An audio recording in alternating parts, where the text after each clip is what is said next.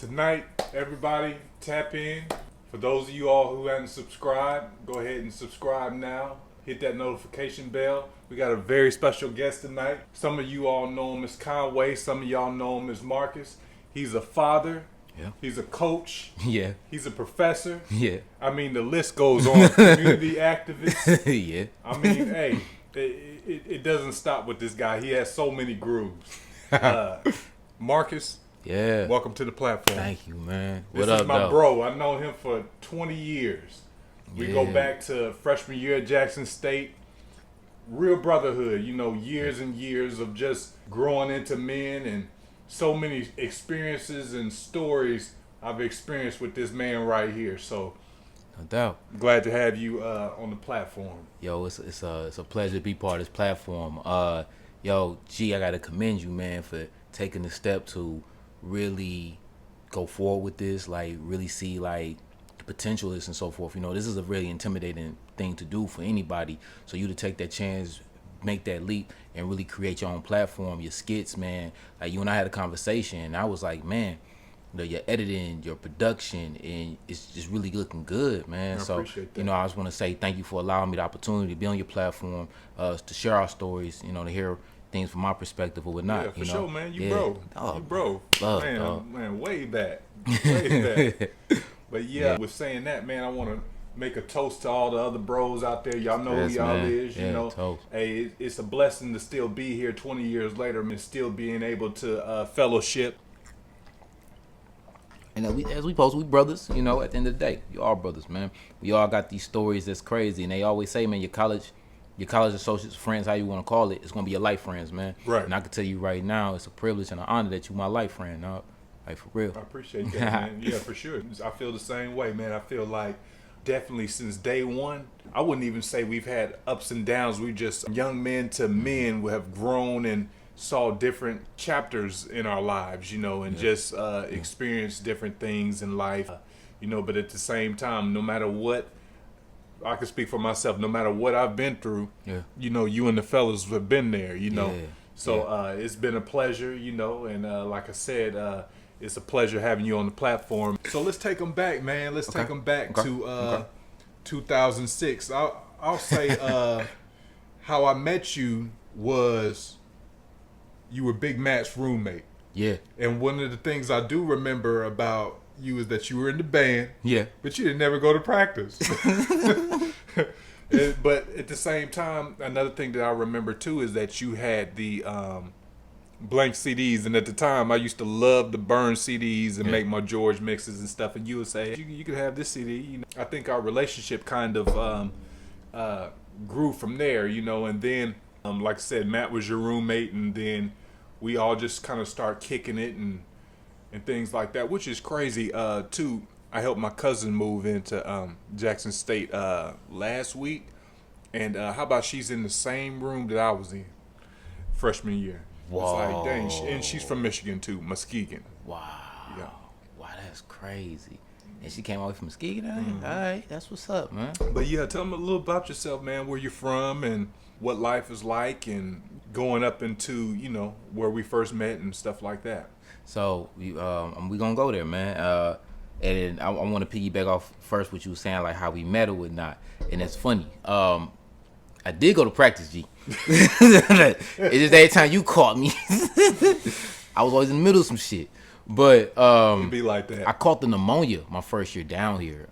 And honestly, when I got in the boom, I was playing tuba at the time, and I ain't gonna lie, it was a very intimidating situation to be down here with, because my experience was only like 2 years for real in the band. So I got here and I started being around some real professional. I can't shit, dog. They had years on them. Mm-hmm. And with that time, I just had something to prove. And I remember I practiced morning, evenings, nights, just so I could get my spot on the field before my brother Mel came here. And one of the things that inspired me to get down here was because my brother Melvin at the time. Matter of fact, I'm going to say out of respect, rule to him, he brought the bros, I'm a Sigma. So I didn't go the same path as bro, but I became my own man. But what's funny is you caught me in the era when I was kind of getting over the whole flu thing. because or pneumonia thing because the weather down here in Mississippi changes like 4 times in a day. So again, I'm from Detroit, that's Midwest, and in West, you get one season, one weather. Here we go through what? Cold in the morning, rain by the afternoon, sun by 2, back to the rain. Then there's a cold front. Then you back to the heat. So it's like that was the most craziest thing, bro. So it really did a toll on me. And by that time, I think you called me really doing recovery. But regardless, shout out to the Boom. They gave me an opportunity. I enjoyed my time there while I was in it. But honestly, by me not being a music major, it just wasn't my passion, with my heart. So I did my year and a half. I said, all right, cool. I did my thing there. And it's brought to the defining moments of how I met y'all. And I think if I would have still probably been in that band life, I wouldn't have met y'all for real. And the domino effect of me and Matt's relationship, and then I want him to tell more of the story when he get his opportunity. We met because dude needed starch. And at the time, I was kind of maybe one of the dudes on the floor that just had everything. I got ironing boards, starch, but ice makers. Though, so no, well, you called us right when we became roommates. Okay, so y'all weren't always. No, wow. I actually never knew that. Yeah, I actually had a room next door to myself for a minute. Well, it wasn't to myself. My roommate was in the band, but he was never there. So I just took over the room. I put both the beds together, all that in 30 was mine. Yeah. Until he said he won't come back the next semester, and I said, dang, I don't know where I'm gonna stay. And the only person I thought about was Matt, because he and I would do a lot of bartering or a lot of trades or whatever be the case, or would not. The fool would be mad at me because he'd be feeling me all weird because I'd be all nice because I always had stuff I ain't mind sharing with him. But just so happened, I was like, yo, I need a roommate. And he looking like, he finally gave in and let me get on. So that's how we became roommates. That's wild. Yeah, real talk. And then you came in the picture. And I ain't gonna lie, G, I found you to be hella weird. I did. I really did find you to be hella weird. I fuck with you because of Matt, but until I really had an opportunity to really get to know you, have real conversations, understand that your culture, remember how you came from. First I really thought you was from Cali. Yeah. For the longest, because it's how you presented yourself and the culture you brought. And then I was like, okay. And then Matt, and then we just started hanging. Yeah. And then you start bringing more domino effect and more friends around you. That's how Fonzie got in the picture. And then Jamal got in the picture through me to Matt, and then it just flourished. Yeah. And I met Dre through Jamal, and we just became the crew. Meeting y'all and just getting to know y'all at those times, man, that was the greatest times of my life, man. You can't duplicate shit like that, man. You really can't. And it's been a pleasure just seeing y'all grow into men and become, the individuals that y'all have become, man, because it's inspiring. Because, to be honest, y'all were like the guys that I looked at to be like, you know what, they ain't no bums, like, so I ain't gonna be no bum. Y'all inspired me to wanna, and I didn't always have it, and I still have a long way to go, but it was really y'all that really put that battery in my back to be like, hey, you can go as far as you want to go. Hey, you can do music. You can do whatever you want to do because y'all did it first. Yeah. So, salute to those other guys out there, y'all watching, because without y'all, man, I wouldn't be the man that I am today, and I ain't afraid to say it. Hey, real talk. That go both ways, man, because culturally, I feel if I was still in Detroit, I wouldn't have the gyms that I have today based on, from your experiences and from where you from, or where from Jamal from and Matt from. We all came from, literally from all across the country. Yeah, which is crazy as hell. Wild. None of us were from the same place. None of but us. We just kind of gelled together, which ultimately I believe made the energy even more bigger and vibrant. It was a good time. Yeah, man, and then as the years went along, we kind of became men and came into our own, and that was a part for me that was tough because I was still trying to live off of the high of Barrett Street, and the shit that we was doing. Stay on that one a minute. So it was tough for me hitting 2012, 2013, 2014. It's like I told Fonzie, 2014 was the hardest year of my life because now I'm separated from y'all, the homies, and I got to figure out what the fuck my life is going to be about. So, yeah, it took a little minute, a few years for me to really get it. But, you know, like I said, if it wasn't for you fellas, shoot, I could have been a bum. I'm gonna be real with you, bro. Like, it's funny that you like, man, you got my mind spinning right now. So like, let's get on that house real quick, man. So Barrett Street, yes, the memories is of that house, but I would say here that you expanded those memories. If it wasn't for you to get in the studio with the music and for us to shoot the video and for us to stick to that history of what foundated us, I think I would have missed the appreciation of it even more, man. And I think you really know, man, like you really streamlined that history, that legacy of that house for what you did after the house. And I mean, I might be over like thinking on this one, but like you said, 2014, and then we got to the music and all that. And third, when you got that out, then you went up. That first album was based on that nostalgia, and a few of them songs you put us in it, you gave us that nostalgia moment, and after that, G started growing into G the plug for real. Yeah. You started plugging things in order. Yeah, Man, dog, it's crazy. Yeah. Like, your foundations from where I've seen you from then to now. Speaking of the house, man, it was hard to let those go even for myself. We had the parties, the attention, the trend sets. People was trying to outdo our parties. You know, we're trying to mimic our parties and our time or our swags. I have it we had rocking folks. And it didn't do it like we did. of course not. Because and I mean no shade to the other houses that tried. I'm gonna put that on the map, but it's just that we just all had associations that just molded all together properly. Yeah. Because we invited our friends, our close associates, and friends of people that was close to us, Yep. which prevented all the crazy chaos Yeah. that we constantly could have had Yeah. in that house, but we Yeah. never did. Yeah.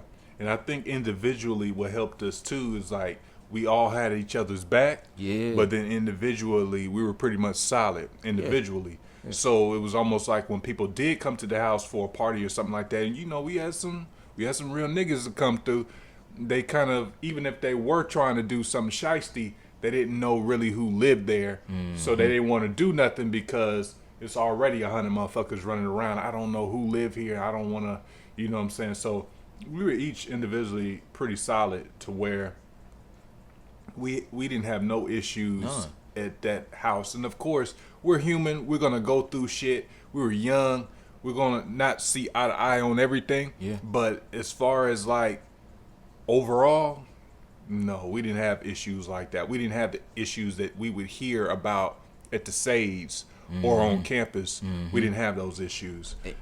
And another thing that then we all had our own great associations. Our associations would kick it in our rooms, and they would protect our rooms. Yeah. You know, like, and that was the other good thing about it. Like, we could be in the party and do our thing, but we know that we got some trust people in our areas that we can float. Right. And they didn't allow nobody in our rooms that they didn't know. They like, oh, I don't know you, and so that was a good rotation as well. That was low key unspoken. We didn't have no house meeting about that. Yeah, It just flowed. Yeah. Yeah, man, and yeah, it's like crazy. But yeah, over the years, man, I seen you go from Conway to Don. You know, Locks. Yeah, You know, Lock Marcus. Everybody say that food was crazy. To I remember even going the night that you crossed. I remember being there, you know, and I remember being the only one out the crew just being there. I was like, man, shit, I'm gonna go support Marcus. Yeah. But then as the years go on, you get your own place. Was that the Advantages?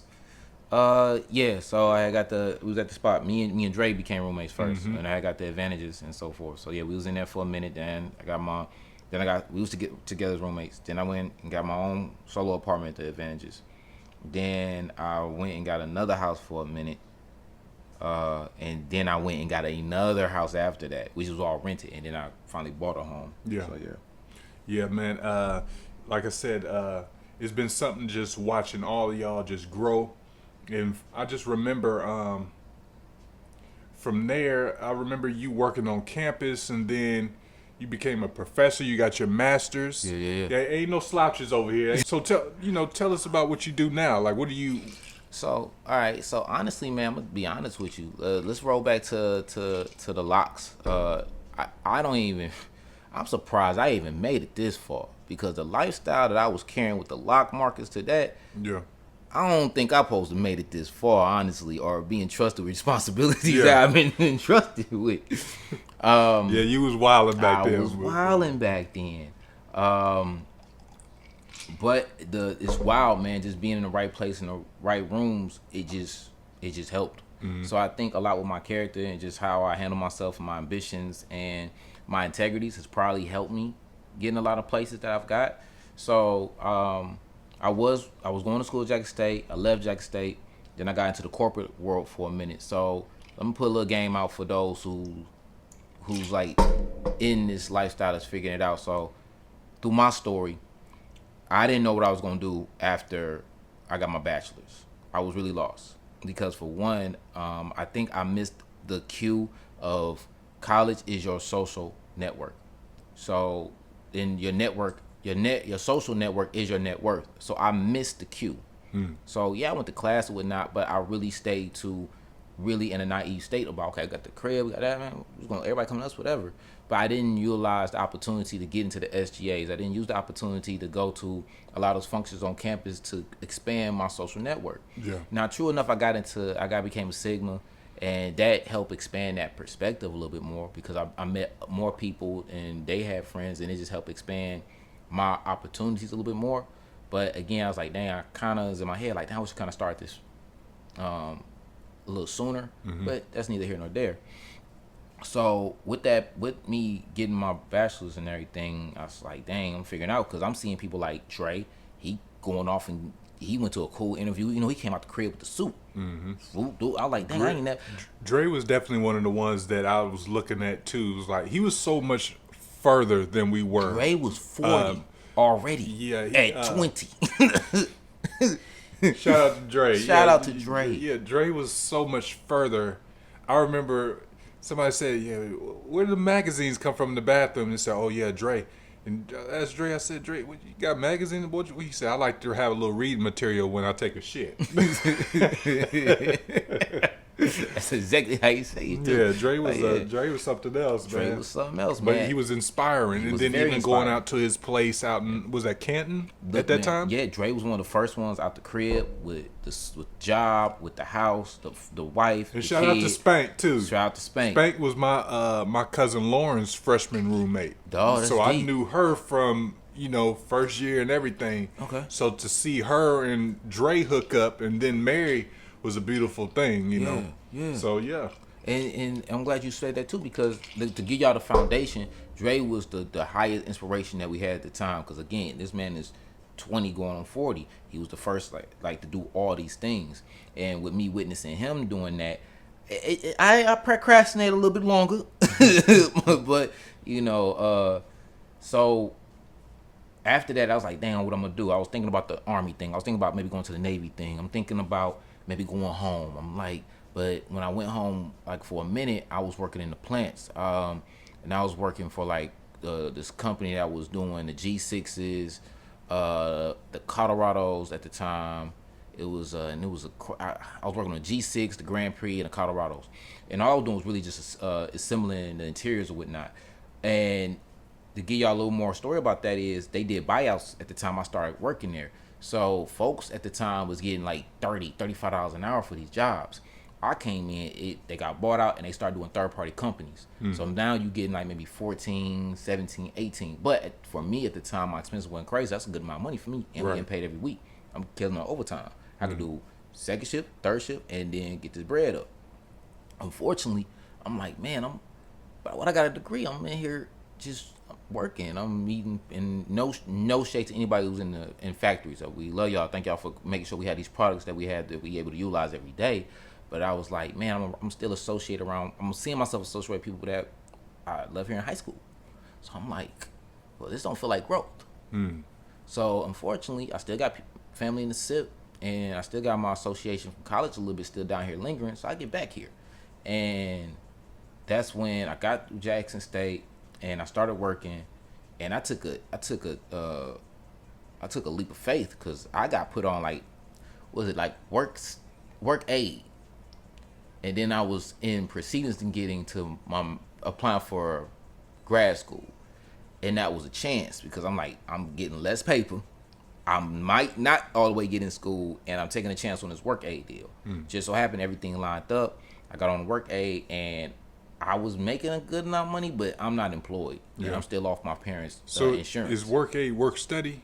It's like a up to work study. Gotcha. So it's like you can get if you work for a department, they can kind of number your salary or number your pay. Gotcha. So a work study only can give you what the state say, or financial aid say. But with them, the department can give you the paper that they want to pay you. Gotcha. So you can get paid for like either like doing some research for them, you can do work for them, services, whatever the case may be. And that's what I got on. That was the bag. That was the way to get me in. So I had to do the first year a little bit out of pocket, and after that they got me hired on, and then I was able to get the master's degree. Now, Jackson State paid for the master's degree, which was cool, and that's when I had the opportunity to kind of really get back in with doing grad chapter with Sigma. I got involved with that, doing community service. That's what's bringing that up. And then I had the opportunity to kind of replay back with SGA. That's when I started learning, like, dang, I wish I would have kind of got in these things. But seeing that helped me elevate on that, because I started getting more relationships with the employees at Jackson State, and they have done many things. You know, I'm gonna put you on game. Like, I had got an associate who showed me the value of education. I was seeing the checks, kind of not seeing them, but I was in the room to be aware of how education pays. So when we thinking about education, we thinking just classroom or administrative work, right? Let me change it for you. So I would see, I would observe that folks were going on tour. So let's say you got your master's or you got your PhD. Cool, you wrote a book, or you got a book that's being used in a classroom. Bet you would get like a promoter that would call around different universities to get you on the books to come speak. And you know, you like in college, you never thought about going to those seminars or anything like that. I mean, what's the point? It's only like 4 or 5 kids in there, dude, and they're speaking about nothing you really care about. But that person probably got paid $10,000 just to be in there for that 45 minutes. And they didn't flew them in. They didn't get a per diem. Flew in, talk to the kids, hear my book, which I think any questions, concerns, out. Yeah, that kind of remind me of Dr. Chiplin. Did you have Dr. Chiplin? Yeah, I did. Dr. Chiplin wrote all the books for his courses. Yeah. You know, Dr. Chiplin was he was one of those professors that you don't forget. Yeah. You know, he was special, especially up at JSU. But it's so crazy, man, because when people pass, it's like they say, you know, they're forgotten. Every semester I had English, I made sure to get Dr. Chiplin. That was an easy A. I'm glad you brought his name up, bro. And I think anybody who watches this that's from that era of Jackson State, they'll feel that, because that man touched a lot of our lives in ways where, like, if you wasn't aware or you wasn't up on it, he took that extra initiative to show you how to build your English studies or your English skills or whatnot. And would talk to you too. You could go to his office and, you know, he would ask about what classes you were taking. You know, he would make suggestions and, you know, kind of inspire you and encourage you to be the best person that you could be, the best student that you could be. He was a gem. He was a gem. And shout out to him, for real. And thank you, because you helped us, Chip. So, for real. So I was getting a master's degree. Also in that, I was able to go to school. I was going to school, I was working there, and I was teaching there. So I would never leave Jackson State. I was feeling like I was becoming a plant of Jackson State for a minute. But it was cool because I would teach the class. I was teaching an internship. And the internship was based upon giving students the experience for the C+, anything dealing with computers, networking, touch of programming. And the idea of that program was to give you experience through Jackson State, do some IT work around the area, around the university, and then hopefully when you pass, to get you a A+ certification and possibly a suit. It was you probably, for me, out of the group, you were probably the most inspiring one. Especially when I was still here, I used to look at you and be like, man, because I know you remember a few times I was like, hey, what group should I get involved with? Yeah. I was really looking at you like, man, I want to do the shit that Marcus is doing. Thanks, dog. You know what I'm saying? Like, because it just seemed like you was always busy, you was always involved, and you always had something going on, and it looked positive. One of the things that I always kind of dreamed about was like actually being a professor. So when you got your master's and you became a professor on campus, I'm looking at you like They gave you this nigga is a fucking that is the shit. Like, real talk. I became a college professor, bro. I couldn't believe crazy. it. I mean, and like I said, just from knowing you from freshman year to, being housemates on Baird Street to, all of that to you becoming a professor, it blew my mind. Thanks, bro. So it's like, man, uh, all of us in our own ways, to me, were inspiring. The things that we were doing. But like I said, for me, you were definitely the most inspiring to me personally. And then you were solid too, because even remember the time when I performed at South by Southwest, and you was like, man, I'll ride out there with you. Yeah. And you came out there, and it was a cool little trip, And but even when I was working on the project, man, whenever I had writer's block, you jump on there with me, and help me out to finish the project, so. And G, he ain't need me no more after that either, dog. After the first one, it was about getting that cadence and everything in order. And I appreciate you. You was cool with me having my 1-2, because you could have been like, nah, I ain't doing all that, but you really accepted it, and I thank you for that. And then next thing I know, G, you making tracks that just on point right now. The production crazy, the way you able to flow and do your 16s now. Then you got the bridges with the ace. I said, dog, that's not playing. You going to real studios out in Cali and all that. Yeah. I said, bro is wilding. Yeah, Spinner didn't really step his game up though. I gotta shout him out too, because in the beginning he was starting out. I mean, he could produce, but he couldn't mix. Now he know how to do it all. You know what I'm saying? And when you walk into a studio and you see fucking Rick Ross plaque on the fucking thing, and it's like, man, they worked here. And then you see a fucking Destiny's Child and a fucking Kirk Franklin. It's like, man, greatness is made here. Yeah. You have no choice but to come out with some good shit, especially when somebody like Spinner that's, in it and really doing it, And honestly, man, you also helped me more than you know, because after we started doing that, you got me comfortable of being in the studio with other artists. And I get like a 1-2 little blue notes here and there. I'll be number some cents from other artists that I done worked with and so forth. I'm gonna say shout out to Fifth Child. He gave me a couple opportunities to work on a few tracks with him and whatnot. He's a Jackson artist.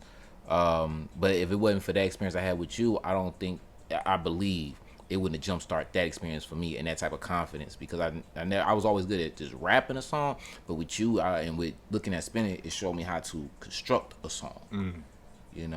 So that was dope, man. That's what's up. But so while it's on my head, I was telling y'all about my education journey or whatnot. So after I got my master's degree, big dog, I again, my association changed, so I would see people not do their work with no excuses. They working on how to do research and this, that, and the third. So one day I walked in a room crazy, and someone wanted to give me an opportunity, and it was for big data. Jackson State had this new program that was coming in STEM, and it was for big data, and it had different subcategories, or we could say concentrations.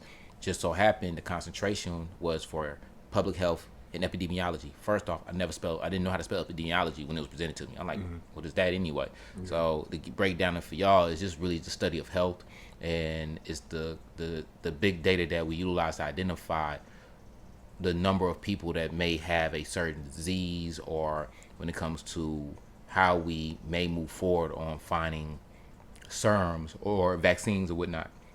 Again, I knew nothing about this. So when I was presented the opportunity, it was to do the interview, answer a few questions or whatnot, and I surprisingly got in. And then I get in, and I'm in a room full of people who've been in epidemiology forever. Go back to what I was saying about being in Jackson State, getting in the boom around folks that's been doing this all day, and I'm here with this tuba. Now I'm in a room with these epidemiology people that's been studying all this, and I only got a tech background. So now I got to study about health. Right. And I'm gonna tell you right now, health will really epidemiology mess your head up because you'll start thinking anything can get you sick, or everything's a disease, whatever the case may be. But that streamlined with me doing a study to help identify the levels of E. coli to help with the funding to one day fix those Jackson Creeks over there by the Lanier area. Got you. Yeah, Okay. yeah. Yeah, but to kind of pick it back on what you said earlier, when I was at Jackson State, I didn't utilize the SGA and all this stuff either. I kind of thought about it at the time, but at the time, man, I just wanted to fucking pass my classes and fucking party and hang with y'all. Like I wasn't College. thinking about That's the what group we shit see. and the benefit of being involved. That was nowhere on my mind. Yeah. All I wanted to do at Jackson State was finish number one and fuck bitches. That's the only thing I wanted to do. I'm just gonna be 100. It's so many options. What you supposed to do? You walk out and you have options. That's all. That's it. But I'm lucky enough that God seen a purpose in my life to where when I got done, yeah, it took me a while to get rolling, but He blessed me in a way to where I'm able to provide and pay my bills and stuff like that and work. When I was at Jackson State, I wasn't disciplined enough. So I still made it. I still am doing okay. But I don't never look back at that and regret anything. I don't look back and be like, oh, I should have did this. I should have did that. Not at all. I feel like that shit was like magic. I'm not going to even lie. The shit was just so great.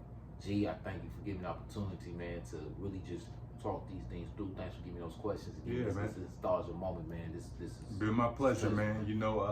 I appreciate you making time to, make this happen with me, man. This has been a dope experience. It's always a pleasure to get one of my partners on here, one of my day ones, to, tell, a little bit about themselves and for us to go down memory lane a little bit. For those of y'all who haven't already, go ahead and subscribe and tap in, because it doesn't stop here. We're going to keep going, and we're going to keep doing God's work.